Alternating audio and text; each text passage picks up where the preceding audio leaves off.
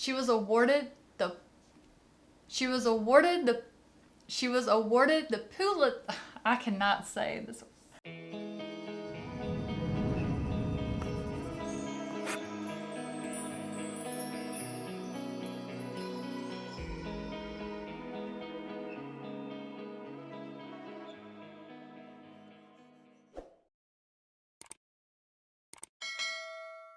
What up, nerds? My name is Leslie Smith. Welcome to The Nerdy Narrative.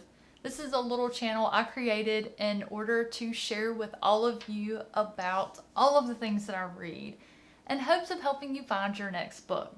Today, I am going to share my thoughts and opinions about my experience reading Toni Morrison's Song of Solomon. In addition to being an author, Toni Morrison also worked as an editor and a professor.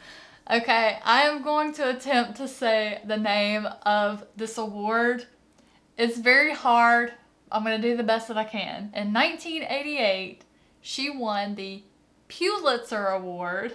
I hope I said that right. That's about the best that I can get. And then later in 1993, she was awarded the Nobel Prize for Literature. By 2001, she had been named one of the 30 most powerful women in America by Ladies' Home Journal. And after reading Song of Solomon, it is easy to see why she has this astounding resume of achievements. Song of Solomon is one of 11 novels written by American author Toni Morrison. How did I come to read Toni Morrison and choose Song of Solomon as my first experience? I was first exposed to Toni Morrison by watching the Codex Cantina. Last year, they covered her short story Recitatif, that may have been pronounced wrong, and then recently they covered Sweetness. I knew when they covered Recitatif that I wanted to read her.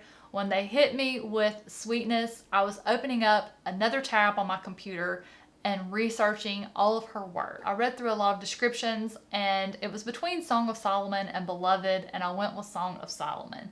Probably because I really loved that book of the Bible. So Beloved will absolutely be my next read for her. Song of Solomon was first published in 1977, which was the year I was born. Another reason that probably led to me choosing this one, because I do silly things like that. This classic, in my subjective opinion as a reader, is a coming of age story about the value of your name, who your people are, where you came from, and how that knowledge is freedom. We follow our main character, Macon Dead, aka Milkman.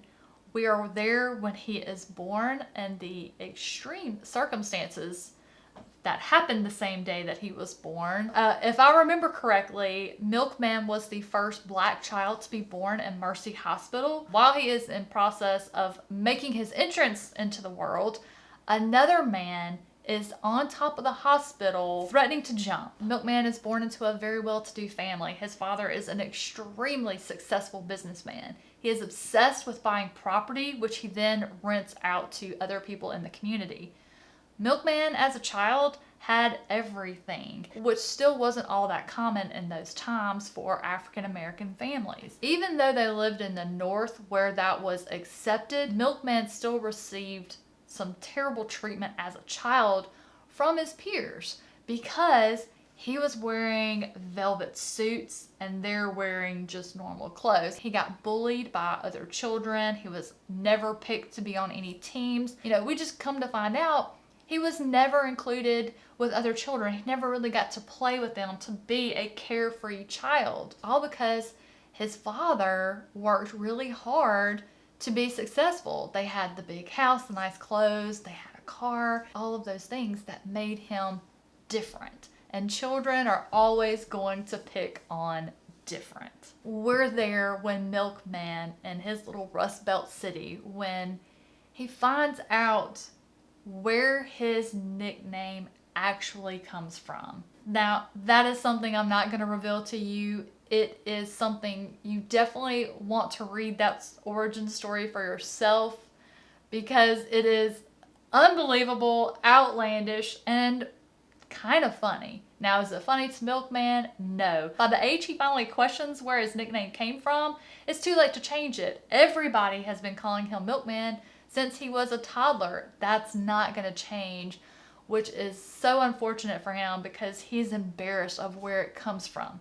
Now, with learning the truth behind his nickname, that leads him to go to his father and ask questions.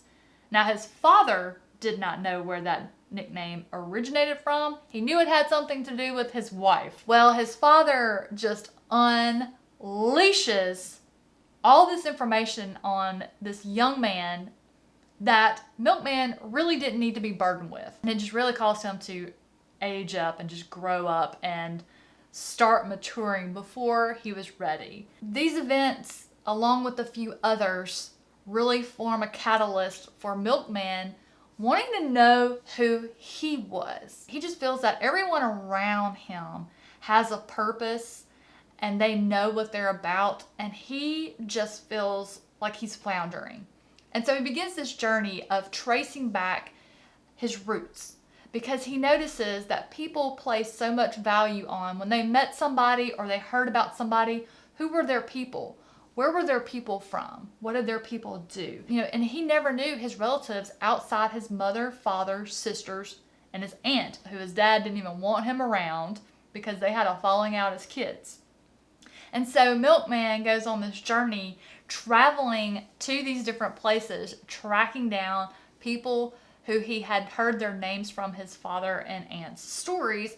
And so he goes in search of finding who his grandparents were, if any of their people were still alive. And it is so good. It is so good. I love the way Toni Morrison writes her characters.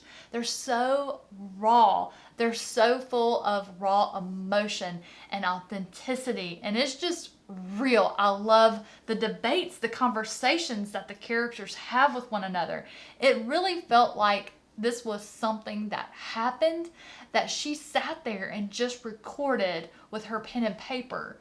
I absolutely love the story. I hope that all of her works just have these epic themes and character interactions. I can't wait to explore more. I will be picking up Beloved by her next, hopefully early next year on the channel, so keep your eyes peeled for that.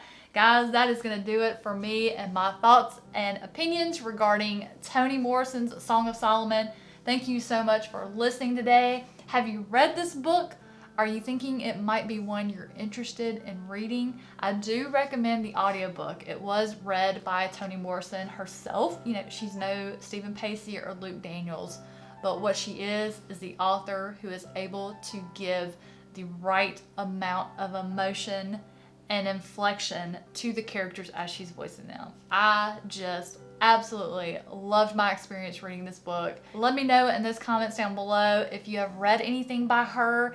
If you have, tell me what was your favorite and why. Guys, thank you so much for watching. Have a fantastic rest of your day, and I'll see you in the next one.